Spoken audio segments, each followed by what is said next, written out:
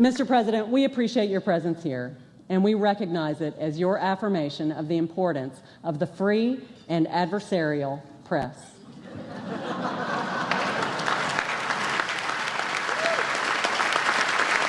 Ladies and gentlemen, please join me.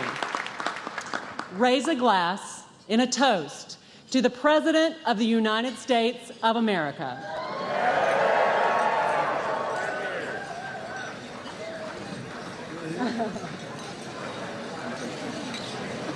The podium is yours. The president, often criticized for his caution, is now doing things his own way. He's cut a climate deal with China. He's issued an immigration order. We'll see how far he can take it.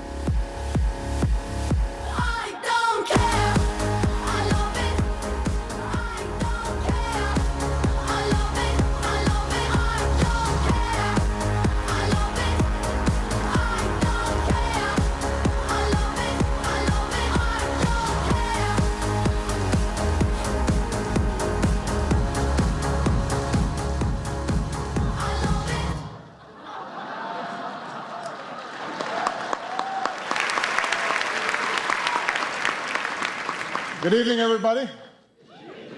Welcome to the White House Correspondents' Dinner, the night when Washington celebrates itself.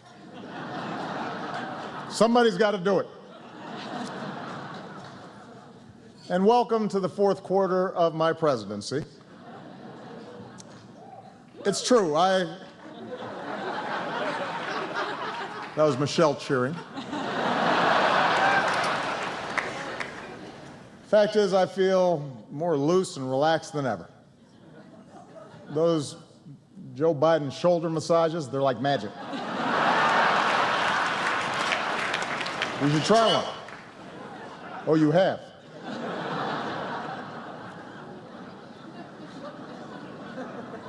I am determined to make the most of every moment I have left.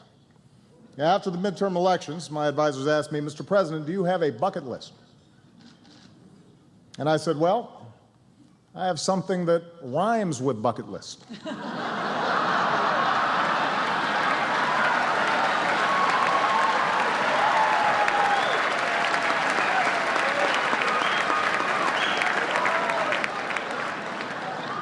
Take executive action on immigration?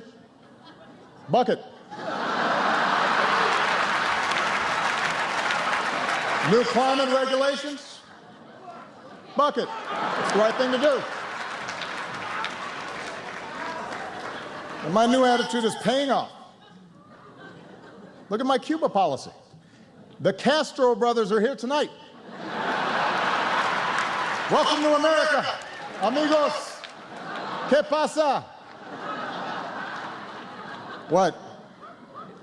It's the Castros from Texas? Oh. Iowa Queen. Hi, Julian.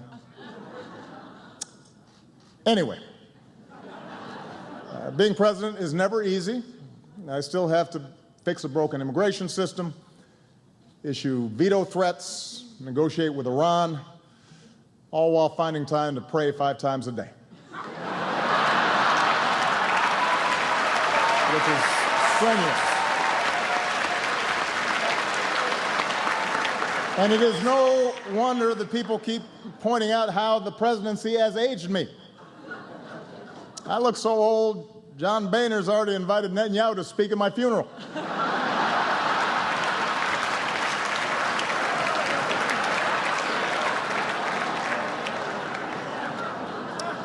Meanwhile, Michelle hasn't aged a day.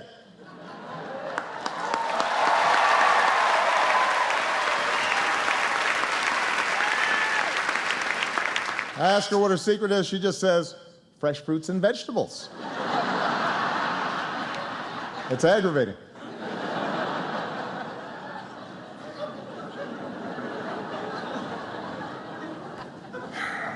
Fact is, though, at this point, my legacy is finally beginning to take shape. The economy is getting better. 9 in 10 Americans now have health coverage. Today, thanks to Obamacare, you no longer have to worry about losing your insurance if you lose your job. You're welcome, Senate Democrats.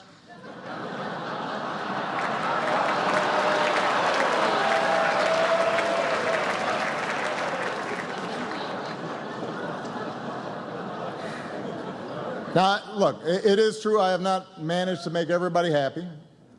6 years into my presidency, some people still say I'm arrogant and aloof, condescending.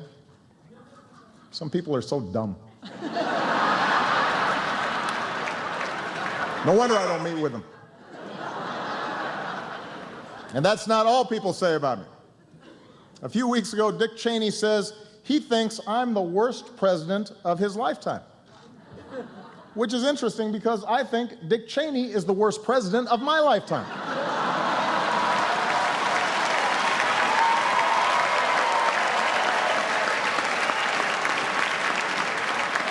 Quite a coincidence. I mean, everybody's got something to say these days.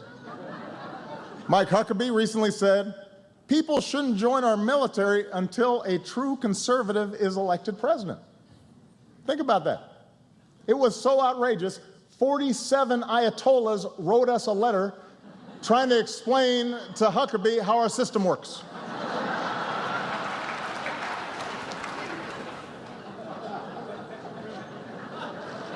It gets worse.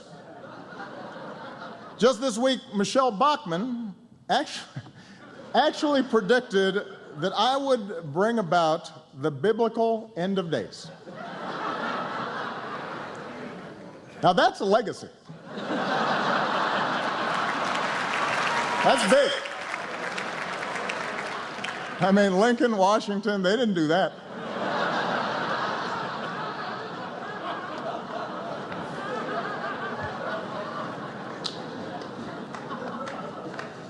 But, you know, I just had to put this stuff aside. I've got to stay focused on my job because for many Americans, this is still a time of deep uncertainty. For example, I have one friend, just a few weeks ago, she was making millions of dollars a year, and she's now living out of a van in Iowa.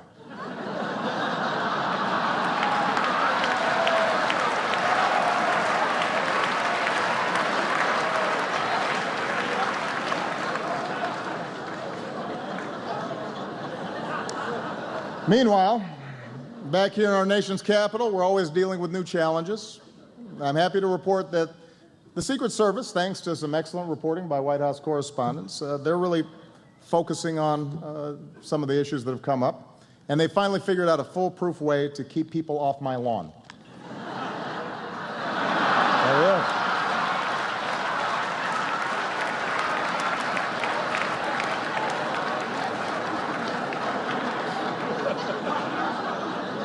It works. And it's not just fence jumpers. Some of you know a few months ago a drone crash landed out back. That was pretty serious, but don't worry. We've installed a new state-of-the-art security system.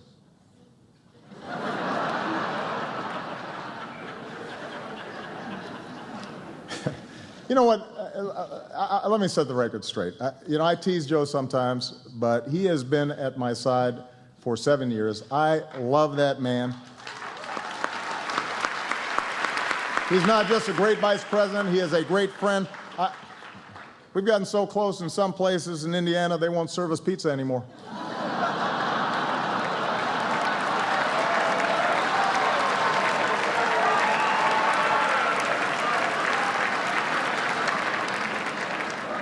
I want to thank our host for the evening, the Chicago girl, the incredibly talented Cicely Strong.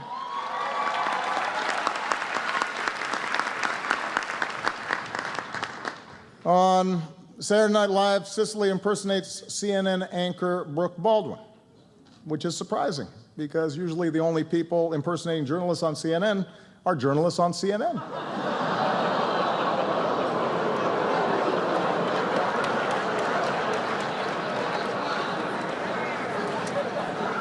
ABC is here with some of the stars from their big new comedy, Blackish. It's a great show, but I have to give ABC fair warning. Being Blackish only makes you popular for so long. Trust me. There's a shelf life to that thing.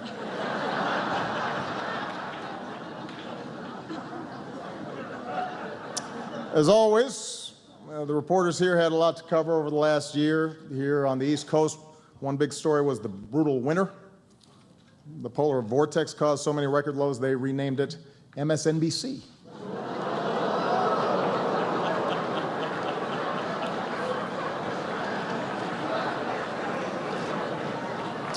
But of course, let's face it, there is one issue on every reporter's minds, and that is 2016. Already we've seen some missteps. It turns out Jeb Bush identified himself as Hispanic back in 2009. Which, you know what, I understand. It's an innocent mistake. Reminds me of when I identified myself as American back in 1961.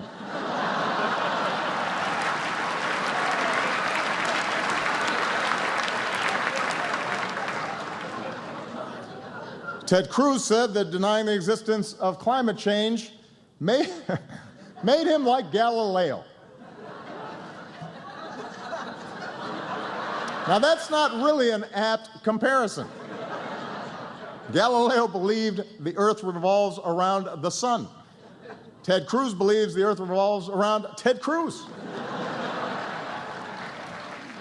And just as an aside, I want to point out, when a guy who has his face on a hope poster calls you self-centered, you know you've got a problem. The narcissism index is creeping up a little too high.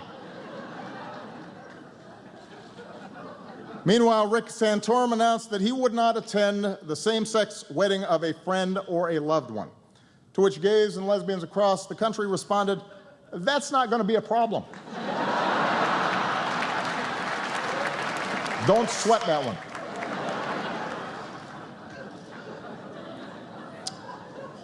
And Donald Trump is here.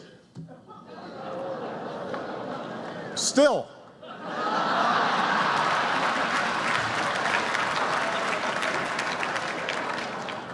Anyway, it's amazing how time flies.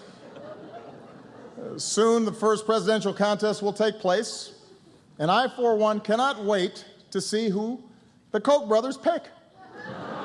It's exciting. Marco Rubio, Rand Paul, Ted Cruz, Jeb Bush, Scott Walker. Who will finally get that red rose?